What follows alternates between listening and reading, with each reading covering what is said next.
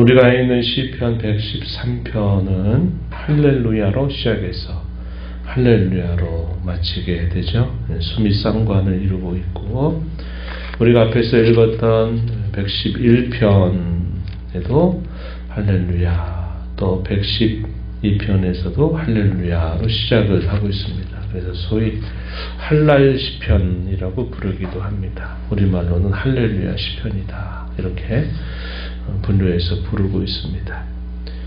오늘 우리가 읽은 말씀 113편의 내용도 유대인들이 절기를 맞을 때 많이 불렀던 찬송에 해당이 됩니다.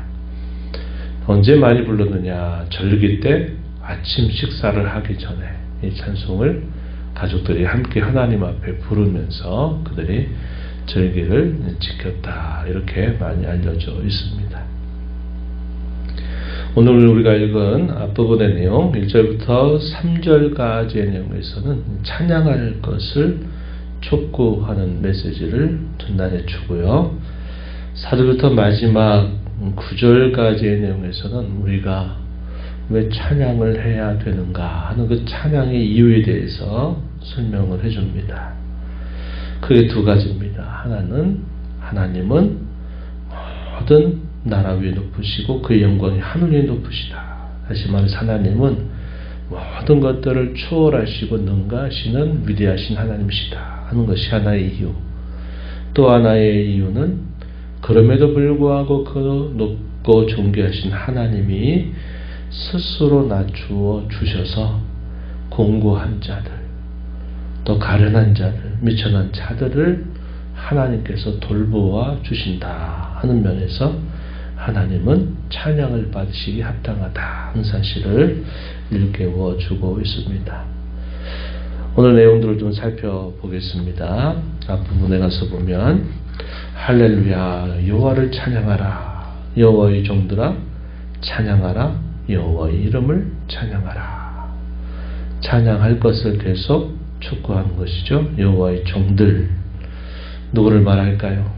하나님의 택하심의 은혜를 입은 자들, 하나님의 은혜를 받아서 그들의 삶과 신분이 바뀐 자들, 모든 자들을 통칭해서 여호와의 종들은 찬양해야 한다 하는 사실을 가르쳐주고 있습니다. 이 찬양의 부름 앞에 오늘 저와 여러분도 하나의 자리를 차지하고 있다 하는 생각을 우리가 하면서 오늘 우리를 향해서, 나를 향해서 여호와 하나님은 찬양할 것을 촉구하고 있다, 이렇게 이해할 수 있겠습니다.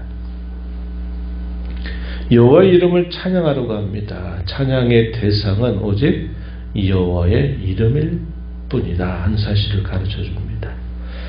이름은 그 사람의 존재, 또 그 사람의 성품, 그 사람의 하는 일, 모든 것들을 다 통칭하고 있는 표현인 것처럼 여호와의 이름을 찬양해라 하는 말은 여호와 하나님의 존재 자체, 그분이 하시는 일 속에서 나타내시는 그분의 속성들, 이 모든 것들은 다 찬양의 내용이 된다 하는 것입니다. 그래서 우리가 부르는 이 찬송의 내용들, 특별히 찬송가의 앞부분에 위치하고 있는 대부분의 노래들의 그 대상은 하나님의 어떠하심입니다. 하나님이 그 행하신 일들 속에서 나타내시는 그의 속성들, 또 그분이 행하시는 일들, 이런 것들을 나타내는 것이고, 소위 우리가 가스펠, 복음성이다 부르는 것들은 하나님께서 우리에게 베풀으신 그 일들에 대해서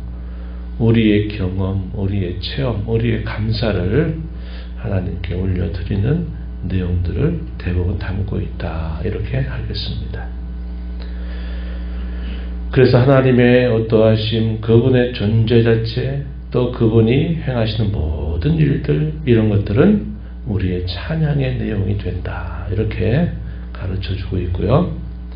그 찬양하는 시간으로 만약에 말한다면 이제부터 영원까지 하나님을 찬양해야 된다 가르쳐줍니다. 2절에 이제부터 영원까지 여호와의 이름을 찬송할지로다.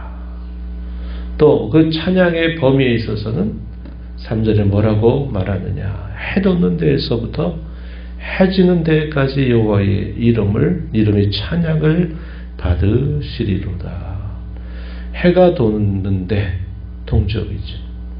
해가 지는데 서적입니다. 동에서 서에 이르기까지 여호와의 이름이 찬송을 받으실지로다. 이렇게 말했습니다. 이게 무슨 말입니까? 사람이 사는 모든 것, 지구상에 사는 모든 사람들 혹은 모든 존재들을 다 불러서 그들로 하여금 여호와 이름을 찬양하게 해야 된다 하는 사실을 가르쳐 줍니다. 신약시대에 우리가 이 말씀을 읽을 때는 어떤 의미가 있을까요? 우리가 오늘 사는 우리가 이 말씀을 볼 때는 하나님께서 이스라엘이라고 하는 민족을 통해서 하나님이 구원하실 것을 준비하시고 마침내 이 땅에 예수님이 탄생하심으로 말미암아 예루살렘에서 또 유대와 사마리아와 땅끝 그리고 모든 지구상의 모든 산 사람들에게 구원의 복음을 알리시고 그 구원의 복음을 듣는 자마다 하나님 앞에 감사와 찬양을 하게 되는 역사가 이루어진 것입니다.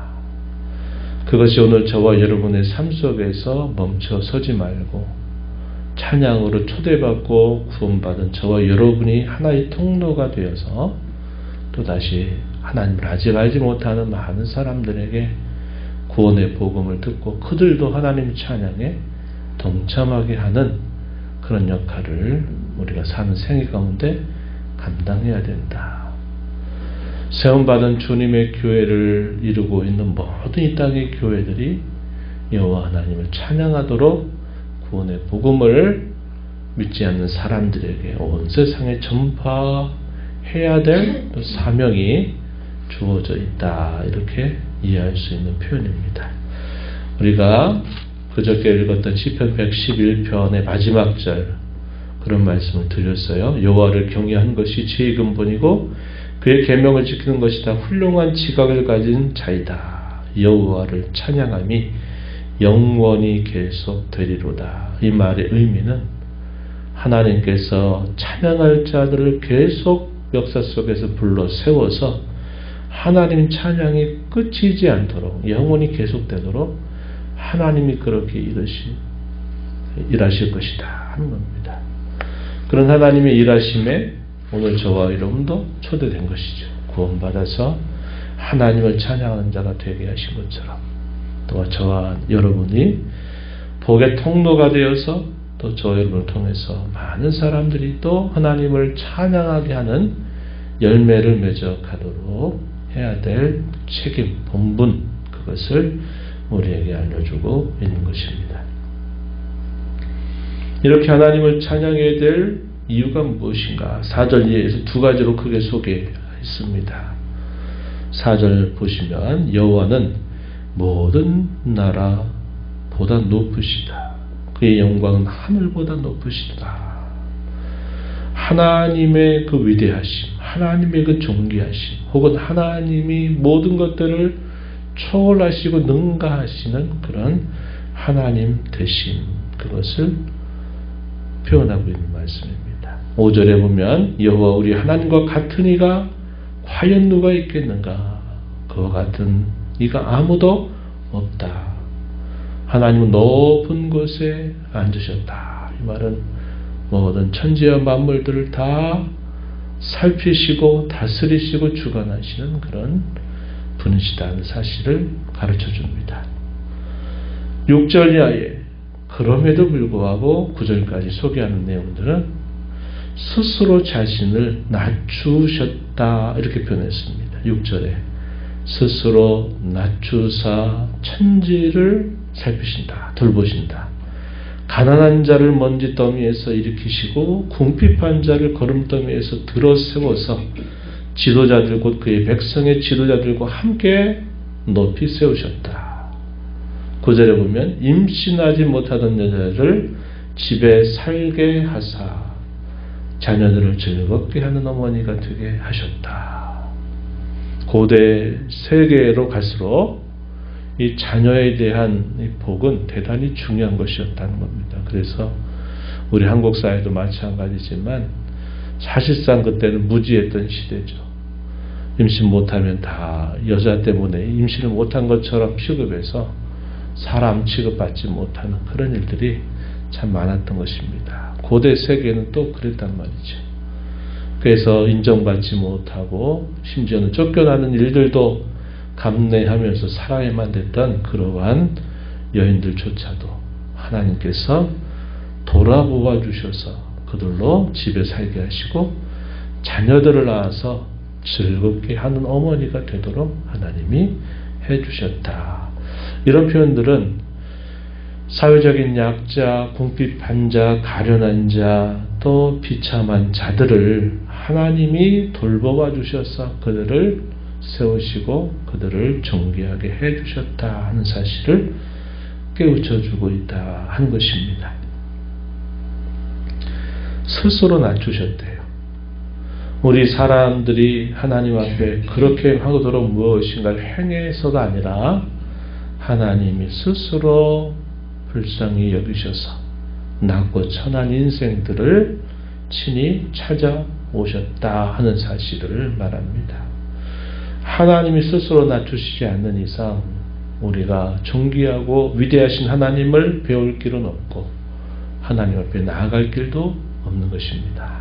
그런데 그분이 스스로 자신을 낮추어서 우리와 같은 눈높이로 찾아오셔가지고 우리에게 이 모든 공고하고 비참한 원인이 되었던 모든 것들을 스스로 하나님이 다 이 문제를 해결해 주셔서 우리로 구원받게 하시고 우리의 신분을 존귀하게 해 주셨다 하는 사실을 가르쳐 주면서 그러하기에 하나님은 찬양받으심이 합당하시다 하는 사실을 깨우쳐 주고 있습니다.